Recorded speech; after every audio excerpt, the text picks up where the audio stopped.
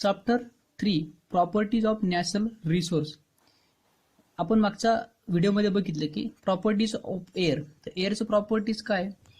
Air has the property like the occupy in space. First. Second properties, air has a certain values. Third, air property, air have the mass and weight. 3 properties आपण study केलेले आहेत. आता आपण बघणार आहोत temperature regulations. Okay, तापमानचे नियंत्रण कसं करायचं बघूया. आपल्या सराउंडिंगमध्ये किंवा अर्थमध्ये टेम्परेचर खूप आहे, त्याचं रेग्युलेशन किंवा नियंत्रण कसं ठेवू शकतो, कंट्रोल कसं ठेवू शकतो ते आपण बघायचं आहे. The earth receive the energy from the sun. This energy reflected by the earth in the form of the heat. The constituent of this air surrounding the earth, such as the water vapors, carbon dioxide, absorb this part of this heat and give in to the others constituents of air. As a result, the earth's surface remain the warm and thereby become the suitable for the living world on the earth. Where we no air, no the earth, the average temperature of this earth surface would have been very low. पृथ्वीला सूर्यापासून उष्णता मिळते. ही उष्णता पृथ्वीच्या पूर्ण भागांमध्ये पसरलेली असते.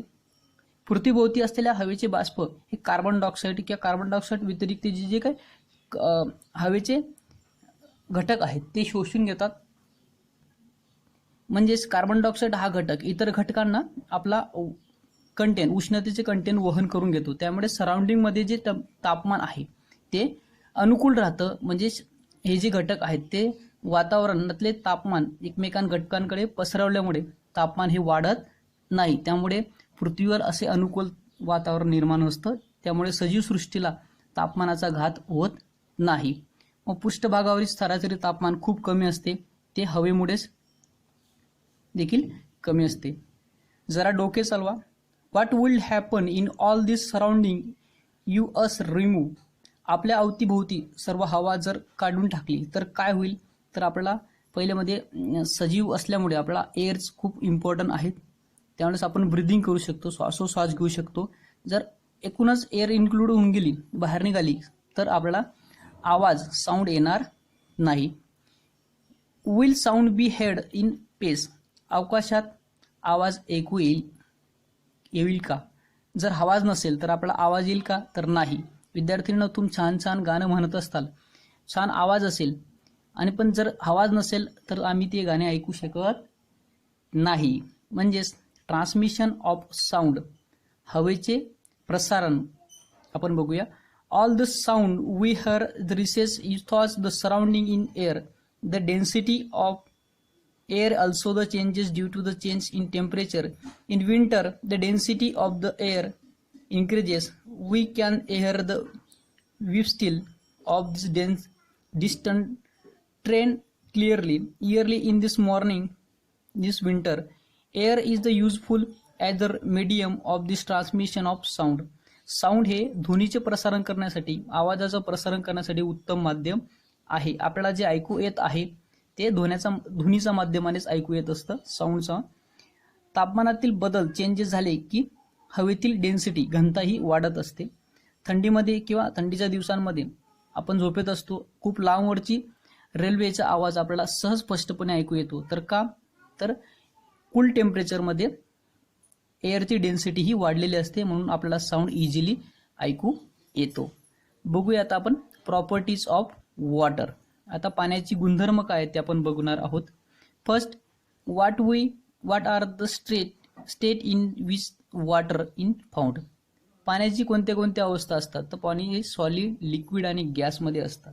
कुठल्यामध्ये असतं? लिक्विड, सॉलिड आणि गॅस फॉर्ममध्ये असतात. म्हणजेच पाणी तुम्ही पितात ते पाणी लिक्विड स्वरूपात असतात. ठीक आहे, त्याला तुम्ही बर्फ केला तर सॉलिड होतो आणि त्याला बर्फाला वितळलं तर त्याचं काय होतं? वाफ होणे म्हणजे गॅस होत असतो. What infects inference we have draw in these pictures along sides. शेजारील चित्रावरून तुम्ही काय निष्कर्ष काढतात? हे तुम्हाला एक पिक्चर दिलेलं आहे, ते तुम्हाला बघायला मिळत आहेत. एक टेबल आहे, तो पण एक पिक्चर दिलेला आहे.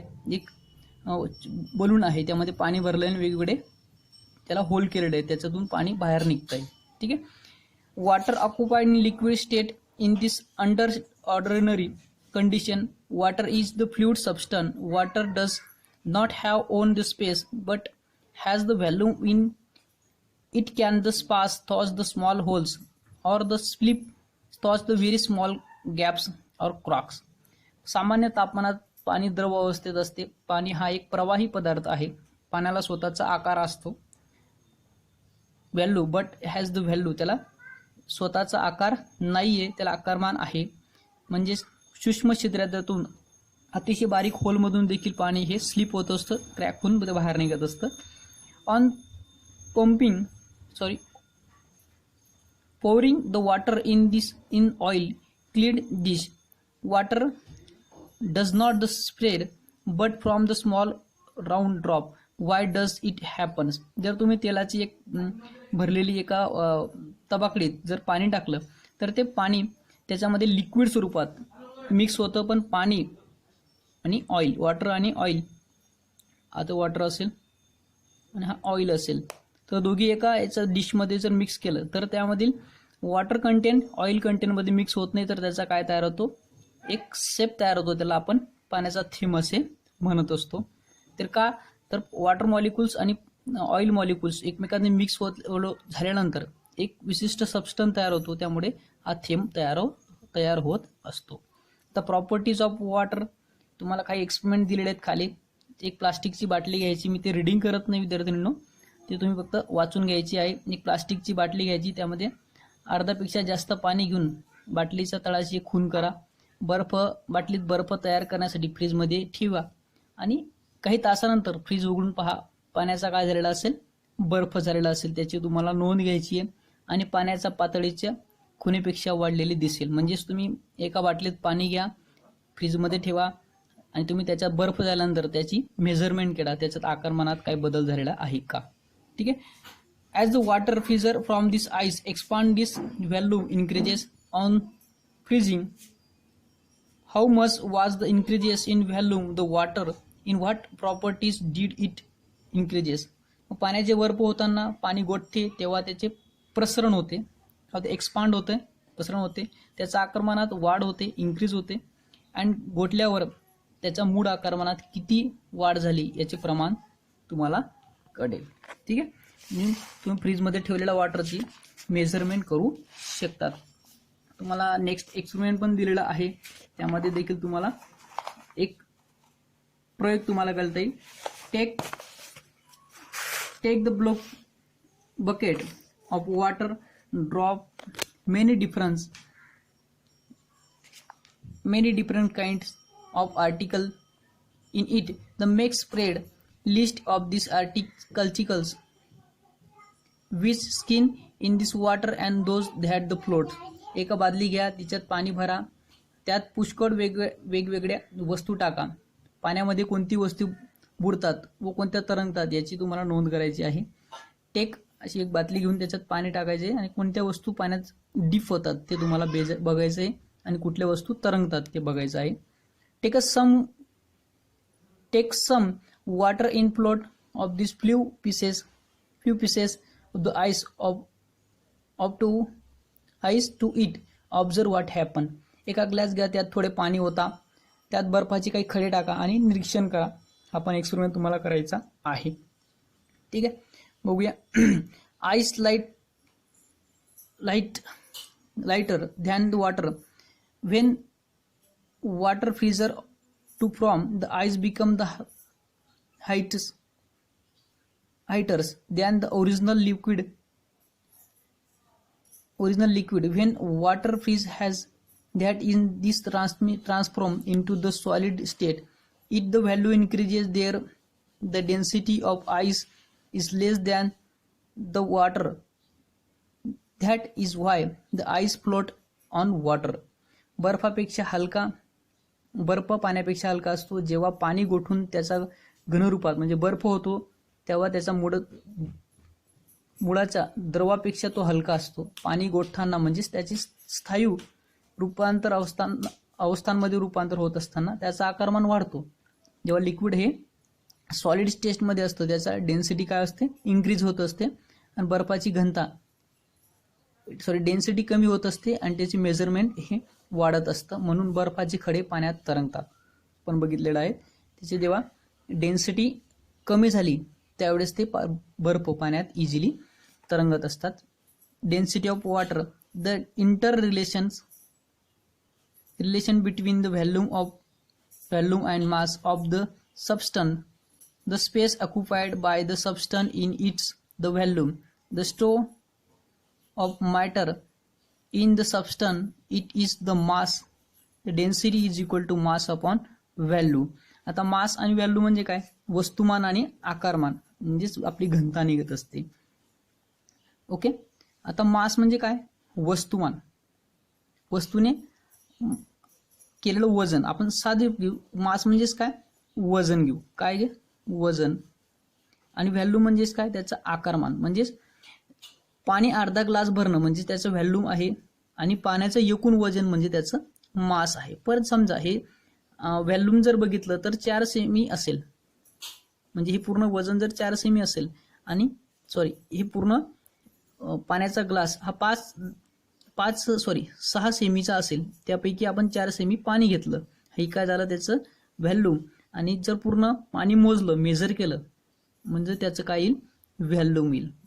म्हणजेच हे जर पूर्ण पाणी किती असेल, 12 असेल, तर एकूण त्याची डेन्सिटी, त्याची घनता किती असेल बघायचं असेल तर 4 × 12 किती येतात, 3 काही झाली त्याची डेन्सिटी झाली.